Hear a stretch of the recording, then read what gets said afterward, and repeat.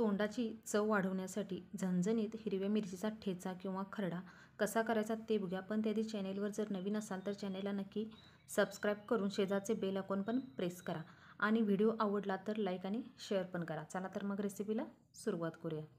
सुरुवातीला मिरच्या स्वच्छ धुवून त्याची देठी काढून घ्यायची. त्यानंतर छोटे छोटे तुकडे करायचे म्हणजे मिरच्या पटकन भाजतात. आता या मिरच्या कढईत मिनिटभर परतून घ्यायच्या. थोडं वरून तेल टाकायचं म्हणजे या लवकर भाजतात. एखादं मिनिट अशाच याला परतून घ्यायच्या. मिरची भाजत असतानाच यामध्ये लसूण पण घालायचा म्हणजे मिरचीसोबत लसूण पण चांगला भाजतो.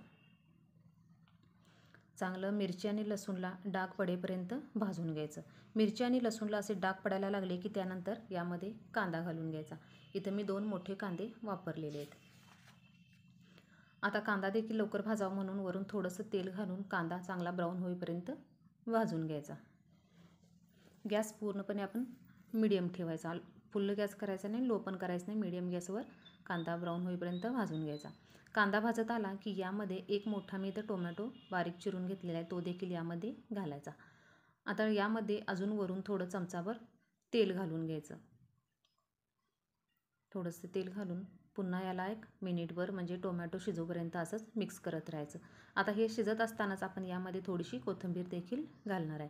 आता पुन्हा याला मीडियम गॅसवर असंच जवळजवळ 2 मिनिट मिक्स करून घ्यायचं. म्हणजे जवळजवळ आपल्याला मीडियम गॅसवर एक 3 ते 4 मिनिट या सगळ्या प्रोसेसला लागलेले आहेत.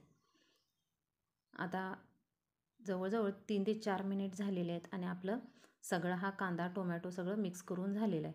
आता वरून लास्टला शेवटी एक साधारण 2 चमचे यामध्ये मीठ घालून घ्यायचं. मीठ थोडं खरड्यासाठी जास्तच लागतं कारण का याचा तिखटपणा मोडण्यासाठी मीठ हे खरड्यामध्ये जास्त वापरायचं.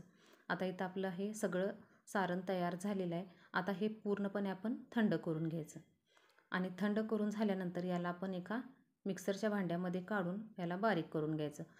मिक्सर चालू बंद करायचा म्हणजे ही पेस्ट व्यवस्थित होते. एकदम कंटिन्यू जर मिक्सर फिरवला तर एकदम याची पेस्ट बारीक होणार. म्हणून मिक्सर हा चालू बंद करून याची अशा पद्धतीने बारीक पेस्ट करून घ्यायची किंवा भरड करून घ्यायची. इथं आपला झणझणीत खरडा तयार झालेला आहे. व्हिडिओ कसा वाटला हे कमेंट करून सांगा. व्हिडिओ आवडला तर चॅनेलला नक्की लाईक शेअर आणि सबस्क्राईब नक्की करा.